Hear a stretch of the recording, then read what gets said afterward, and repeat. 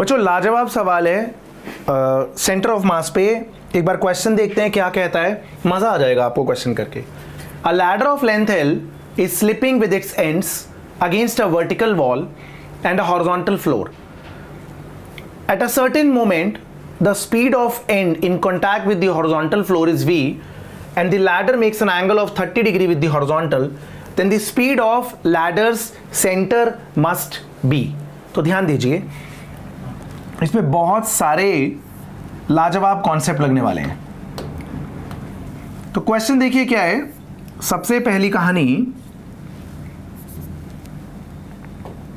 ये लैडर है, right. A B हम लैडर को मान लेते हैं। इस पॉइंट के कोऑर्डिनेट्स मान लेते हैं x,0, इस पॉइंट के कोऑर्डिनेट्स मान लेते हैं 0,y, ठीक है, राइट। लैडर का सेंटर क्या हो जाएगा बालकों, वो हो जाएगा आप जानते हैं, अगर हम देखें तो मिड पॉइंट लेना है हमें इसका 0 + x/2 यानी x/2 और y + 0/2 यानी y/2, ये लैडर का सेंटर हो जाएगा। क्वेश्चन क्या कहता है, किसी मोमेंट पे speed of and in contact with the horizontal floor is v और 30 डिग्री हॉरिजॉन्टल के साथ लैडर बना रही है और इस b पॉइंट की वेलोसिटी किसी मोमेंट पे v के बराबर है, ठीक है। तो b पॉइंट की जो वेलोसिटी वेक्टर फॉर्म में है बच्चों, वो v i कैप है। याद रखिए एक शॉर्टकट है हमारे पास, the component of velocity along the ladder remains same, ठीक है। एक लैडर के दो पॉइंट्स की वेलोसिटी लैडर के अलोंग डिफरेंट नहीं होती, ठीक है। तो यहां पर अगर हम वेलोसिटी का कंपोनेंट देखें, ये 30 डिग्री है बच्चों, तो ये हो जाएगा v cos 30 डिग्री, ठीक है।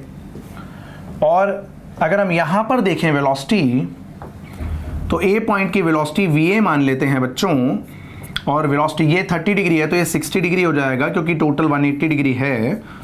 तो यहाँ वेलोसिटी का कंपोनेंट अलोंग द लैडर हो जाएगा va cos 60 डिग्री।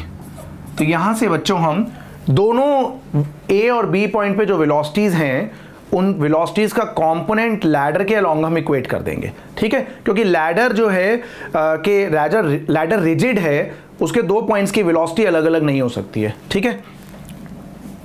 चलिए, तो va cos 60 है बच्चों 1/2 और vb तो v है cos 30 है √3/2, ठीक है। तो a पॉइंट की वेलोसिटी आ जाती है v√3, राइट। a पॉइंट की वेलोसिटी आ जाती है √3v या v√3। वेक्टर फॉर्म में लिखें तो क्या आएगी, ये आएगी नेगेटिव j कैप, ठीक है। तो a पॉइंट की वेलोसिटी हो जाती है -√3v Indeed j cap. Centre of मास यानी लैडर का जो सेंटर है उसका पोजीशन वेक्टर क्या है, तो पोजीशन वेक्टर क्या है बताइए। लैडर के सेंटर का पोजीशन वेक्टर है x/2 i cap plus y/2 j cap, ठीक है।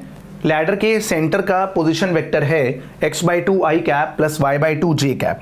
अगर हम पोजीशन वेक्टर को डिफरेंशिएट करते हैं तो सेंटर ऑफ मास की वेलोसिटी आती है 1/2 dx/dt i cap 1/2 dy/dt j cap, ठीक है ना बच्चों।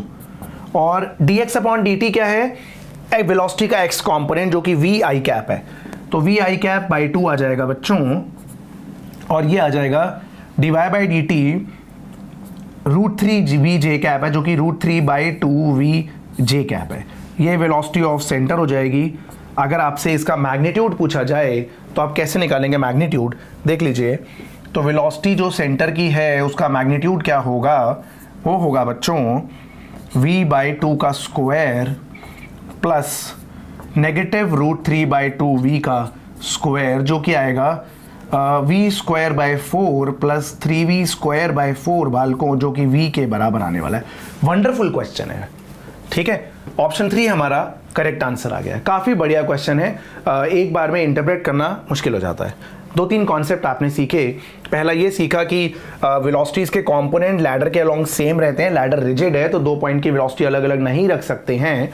और दूसरा ये देख सकते हैं कि अगर हम किसी तरीके से सेंटर ऑफ मास का पोजीशन वेक्टर निकाल लेते हैं तो पोजीशन वेक्टर को डिफरेंशिएट करने पे हमें सेंटर की वेलोसिटी मिल जाती है। ये भी एक डिफरेंट अप्रोच है।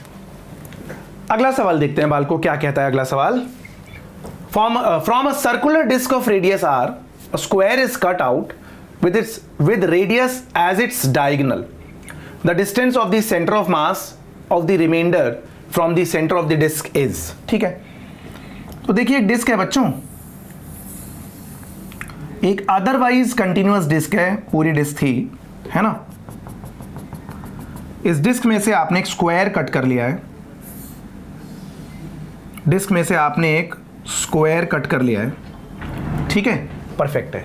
अब क्या करना है, आपको जो शेडेड पोर्शन है उसका सेंटर ऑफ मास निकालना है, क्योंकि पहले जब रेगुलर डिस्क थी तो उसका सेंटर ऑफ मास ओरिजिन पे ही था, राइट। तो ऐसे में क्या करते हैं हम एक फॉर्मूला लगाते हैं, ऑब्जेक्ट लिखते हैं। ऑब्जेक्ट क्या है, देखिए यहां पर जो है ना 2 डायमेंशनल ऑब्जेक्ट है तो मास एरिया के डायरेक्टली प्रोपोर्शनल होगा। यहां पर जो मास होगा that would be directly proportional to area, ठीक है।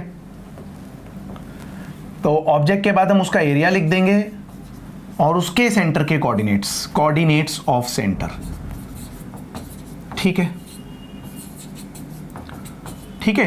तो जो सेंटर ऑफ मास का फॉर्मूला होता है ना बच्चों, m1x1 प्लस m2x2, या अगर बॉडी रिमूव करी जाए तो m1x1 माइनस m2x2, तो वहां पर हम मास को एरिया से रिप्लेस कर सकते हैं अगर 2 डायमेंशनल रेगुलर ऑब्जेक्ट है जिनकी मास डेंसिटी सेम है।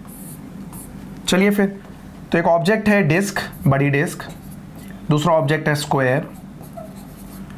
तो डिस्क का एरिया है पाई आर स्क्वायर और उसके सेंटर के कोऑर्डिनेट्स से 0 0, ठीक है। स्क्वायर की डायगोनल जो है वो है r, डायगोनल जो होती है वो √2 इंटू साइड होती है, तो यहाँ पर स्क्वायर की साइड जो है वो बच्चों r/√2 हो गई, है ना। तो एरिया ऑफ स्क्वायर हो गया साइड का स्क्वायर, जो कि सॉल्व करके आएगा r²/2। स्क्वायर के सेंटर के कोऑर्डिनेट्स क्या हैं, यहाँ पर लाया करेगा मिड पॉइंट पे डायगोनल के, जो कि हो गया बच्चों r/2, 0, ठीक है। When a portion of body is remove from it, तो हम फॉर्मूला ये लगाते हैं सेंटर ऑफ मास में, I am replacing mass by area, since mass is dependent on area directly proportional to area.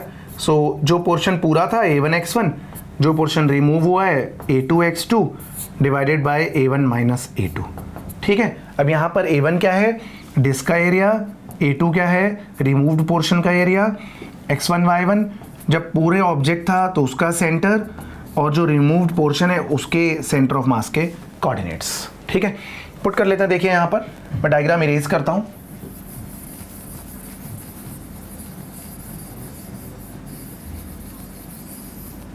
देखिए बच्चों, तो ये आ जाएगा, एरिया है हमारा पाई आर स्क्वायर, राइट, और x1 कितना है हमारा 0, माइनस एरिया कितना है हमारा r²/2 और सेंटर है r/2 divided by pi r square minus r²/2 indeed. ये सॉल्व करके आता है बच्चों, ये 0 वाला पार्ट हट गया, तो हो गया r³/4 divided by r² common, pi minus 1/2, है ना।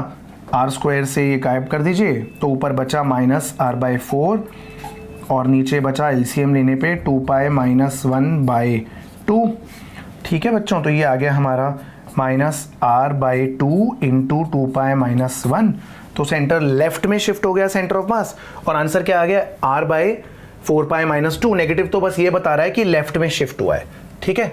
तो फर्स्ट ऑप्शन करेक्ट आ गया बच्चों। चलिए बच्चों अगला सवाल करते हैं, वेरिएबल मास सिस्टम है। The mass density of rod having length L varies as rho is equal to C plus small d into x. अब स्मॉल d को ना मैं कैपिटल D लिख दे रहा हूं बच्चों, इससे क्या होगा, जब हम इंटीग्रेशन करेंगे ना तो वहां भी dx आता है, ये वाला dx भी है, तो कंफ्यूजन हो जाएगी लिखने में, ठीक है। d is some variable, dx वो स्मॉल एलिमेंट्री लेंथ नहीं है, d इज सम कांस्टेंट, ठीक है। where x is the distance from the left end and distance from the origin to the center of mass is। देखिए कुछ नहीं है, simple सा क्वेश्चन है। वेरिएबल मास सिस्टम के केस में आप इंटीग्रेशन यूज करते हैं सेंटर ऑफ मास निकालने के लिए, integral x dm divided by integral dm बच्चों, है ना, ठीक है। तो अब क्या होगा इसमें,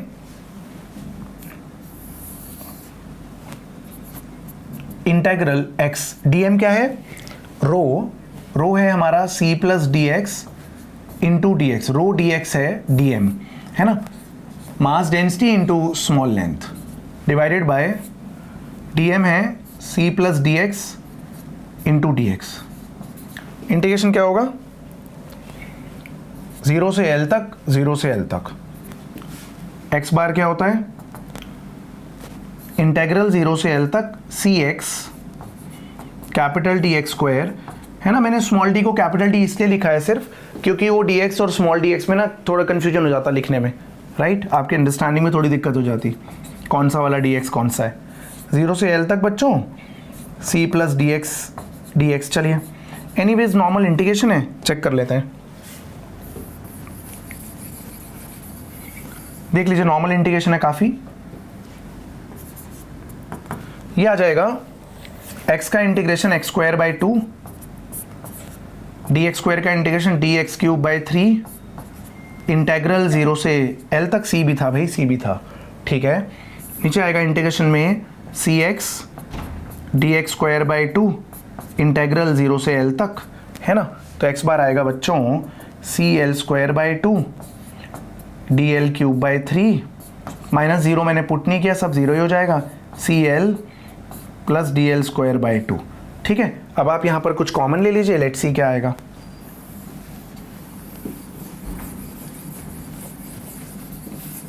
देखिए बच्चों कॉमन लेते हैं क्विकली, क्या आता है देखिए, तो ऊपर आ रहा है कॉमन, बेसिकली न्यूमरेटर नॉमिनेटर से हम एल ही कैंसिल कर पाएंगे और तो कुछ नहीं कर पाएंगे, तो c l by 2 d l square by 3 divided by c plus d l by 2। Let's see कौन सी ऑप्शन मैच होती है अगर हम एलसीएम लेते हैं तो, ठीक है। वह ऑप्शन में कैपिटल डी है, अच्छा किया हमने लिख दिया ऐसे। Anyways 3cl 2dl square okay by 6 और 2c प्लस डी एल, बिल्कुल सही है, फर्स्ट ऑप्शन करेक्ट आ रहा है बच्चों। अगर आप एलसीएम लेते हैं तो ऑप्शन 1 मैच हो रहा है एग्जैक्टली। अगला सवाल देखते हैं बच्चों, the bricks each of length l and mass m are arranged as shown from the wall, the distance of the centre of mass of the system from the wall is. तो भैया ऐसा है, इन BRICS का ना नामकरण कर देते हैं, पहला ब्रिक, दूसरा ब्रिक और तीसरा ब्रिक। चलिए ठीक है, ठीक है, तो 1 2 3 लिख देते हैं अभी कहीं कोने में इनके लिए। ये पहला ब्रिक है, ये दूसरा ब्रिक है और ये तीसरा ब्रिक है। अब अभी के लिए इनका मास, ठीक है, ब्रिक कौन सा वाला है, उसका मास क्या है, और फिलहाल के लिए कोऑर्डिनेट्स ऑफ सेंटर क्या है, फिलहाल के लिए उसके सेंटर के कोऑर्डिनेट्स क्या हैं, ठीक है जी। तो इसमें क्या होगा, पहले ब्रिक का मास भी m है, दूसरे ब्रिक का मास भी m है और तीसरे ब्रिक का मास भी m है, बहुत ही बढ़िया। वॉल से पहले ब्रिक का सेंटर l/2 पे है, ओके, तो ब्रिक के नाम लिखने थे भाई, यहाँ तो 1 2 3 लिखना था, मास सबका सेम है बच्चों, और ये दूरी हो गई सेंटर से l/2, 0, ओके। दूसरे ब्रिक की दूरी, सेंटर की दूरी l/2 तो यहाँ तक हो गया है और l/2 और होगा, तो l/2 प्लस l/2 जो कि l हो जाएगा बच्चों, l, 0। तीसरे ब्रिक के लिए l/2, ठीक है,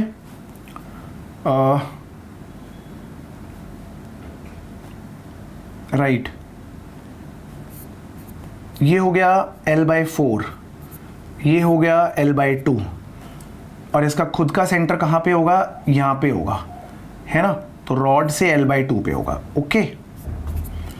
तो देखिए तीसरे वाले रॉड का सेंटर कहाँ होगा, l/2 तो ये हो गया बच्चों, ये l/4 क्वेश्चन में मार्क्ड है और पूरे रॉड के इसके सेंटर पे होगा l/2, तो ये हो गया आपका anyways l/2 plus l/4 plus l/2 means l plus l/4 जो कि आएगा 5l/4, 0 बच्चों, ठीक है। अब हम सेंटर ऑफ मास के कोऑर्डिनेट्स का सीधे सीधे फॉर्मूला लगा लेते हैं, मास इंटू एक्स कोऑर्डिनेट, तो मास इंटू एक्स कोऑर्डिनेट आ रहा है बच्चों l/2, फिर से मास इंटू एक्स कोऑर्डिनेट, फिर से mass into x coordinate divided by Indeed total mass, ठीक है। देखते हैं क्या आता है, m कैंसिल कर देते हैं, तो l/2 plus l plus 5l/4 divided by 3 बच्चों, है ना। एलसीएम लेते हैं यहाँ पर 4, तो ये आएगा एलसीएम 4 लेके नीचे लिख देते हैं तो 12 आ जाएगा नीचे, ये आएगा 2l plus 4l plus 5l, है ना, तो ये आएगा बच्चों 11l/12। ऑप्शन देखते हैं, 11L/12, ऑप्शन 4 करेक्ट आंसर है।